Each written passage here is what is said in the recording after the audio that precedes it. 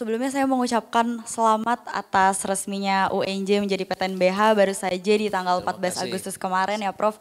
Sesuai dengan peraturan pemerintah nomor 31 tahun Betul. 2024 yang mana Betul. UNJ resmi menjadi PTNBH. Nah, jika kita membicarakan mengenai PTNBH nih Prof, itu kan pastinya banyak aspek dan standarisasi yang naik gitu dibandingkan dengan sebelumnya yaitu PTNBLU.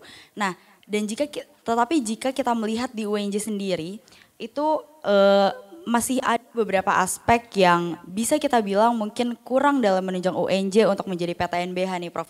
Mungkin contohnya seperti ruang kelas yang kurang banyak untuk mengakomodir mahasiswa-mahasiswa yang jumlahnya sangat banyak ini gitu. Dan jika kita membicarakan mengenai PTNBH, pasti kan kita kerap kali mendengar mahasiswa yang mengkhawatirkan akan adanya kenaikan UKT gitu Prof.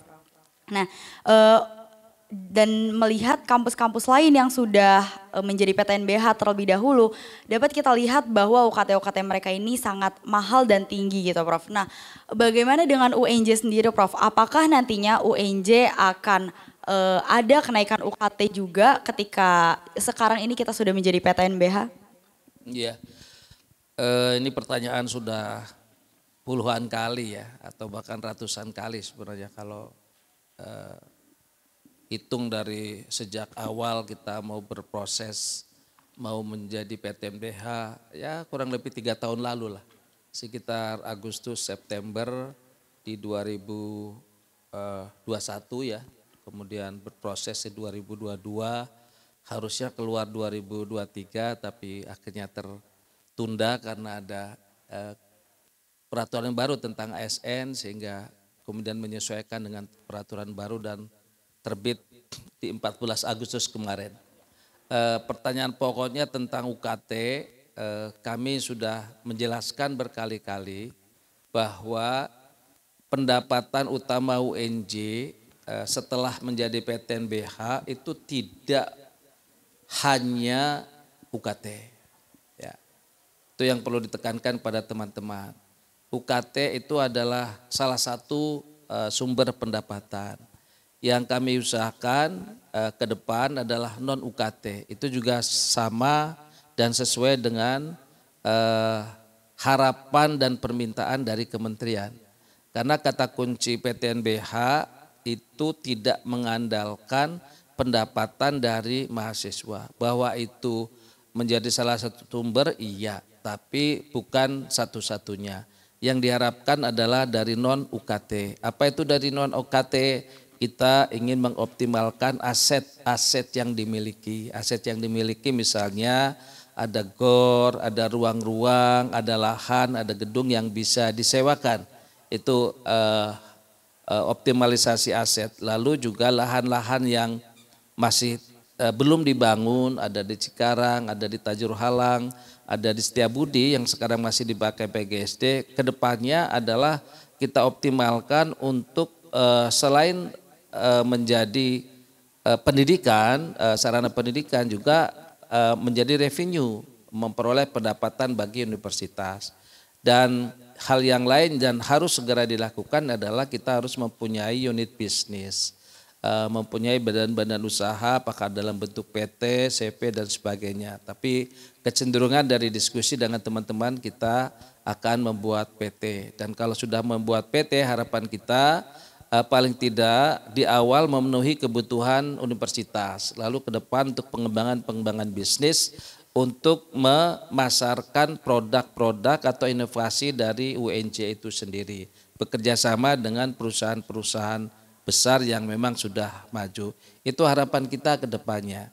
Tapi bukan berarti UKT itu maaf ya harus kecil, tidak juga. Kita harus menyesuaikan dengan kondisi yang ada. Misalnya UKT yang kita sekarang ini kita anggap dalam proporsi yang ideal. Maka ini yang kita pertahankan dulu dan coba dicek tahun ini UNJ tidak menaikkan UKT dan itu sudah berapa tahun.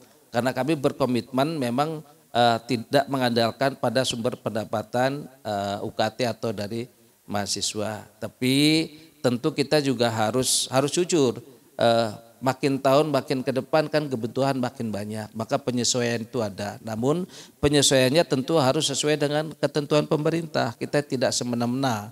Mungkin beberapa perguruan tinggi besar lainnya ya kelihatan mahal sekali ya. Di beberapa perguruan tinggi atau PTNBH yang lama itu kan mahal gitu ya. Tapi kok kebanyakan mereka juga kok tidak banyak yang protes gitu kan.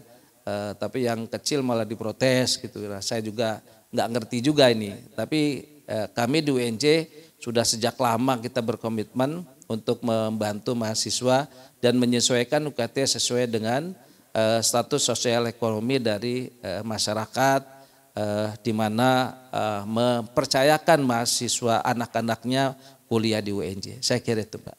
Oke, berarti dari UNJ sendiri memang tidak akan menaikkan UKT, tapi mungkin nantinya akan dilakukan penyesuaian Iya, dan karena itu untuk yang baru ya. Kalau yang lama pasti tidak akan naik gitu. Oke, untuk penyesuaian UKT yang baru itu Pak, kira-kira nanti akan ada kenaikan, mungkin ada target gak akan naik di tahun berapa? Kita belum bisa memastikan.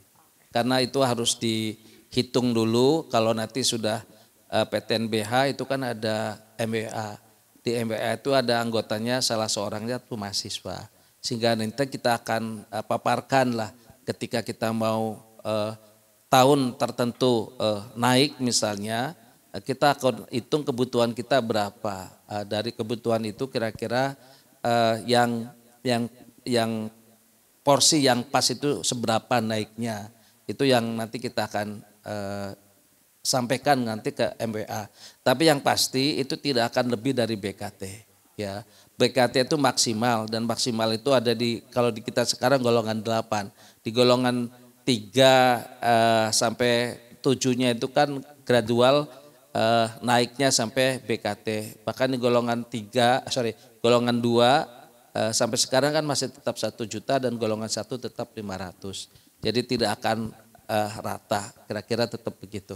Ya. Oke, tadi kan juga sempat disebutkan Pak, berarti untuk penghasilan kampus kita juga dari non UKT gitu ya, itu kita akan membangun usaha atau PT-PT. Itu kira-kira usaha-usaha seperti apa yang akan dibuat oleh UNJ?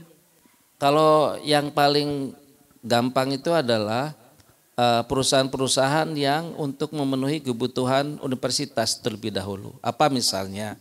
Kita ini kan tiap bulan itu ada rapat ya. Rapat itu UNJ itu pasti butuh konsumsi. Nah untuk konsumsi itu kan pasti butuh air minum, butuh snack, butuh makan dan sebagainya. Jadi perusahaan yang melayani kebutuhan itu yang paling memungkinkan. Lalu ada juga kebutuhan tahunan misalnya jaket gitu kan. Untuk mahasiswa baru itu kan miliaran juga. Termasuk konsumsi itu sekitar 8 sampai 10 miliar itu ada itu untuk konsumsi rapat saja. Kemudian juga tadi yang jaket, kemudian juga ya larinya nanti ke konveksi dan sebagainya. Perusahaan-perusahaan lain misalnya ada produk-produk yang terkait dengan inovasi dari riset kita, itu nanti kita arahkan seperti minuman ya, bukan riset yang terkait dengan temuan-temuan inovasi, misalnya ada kimia dan sebagainya, ada juga yang inovasi yang terkait dengan olahraga gitu. Nanti kita arahkan ke sana.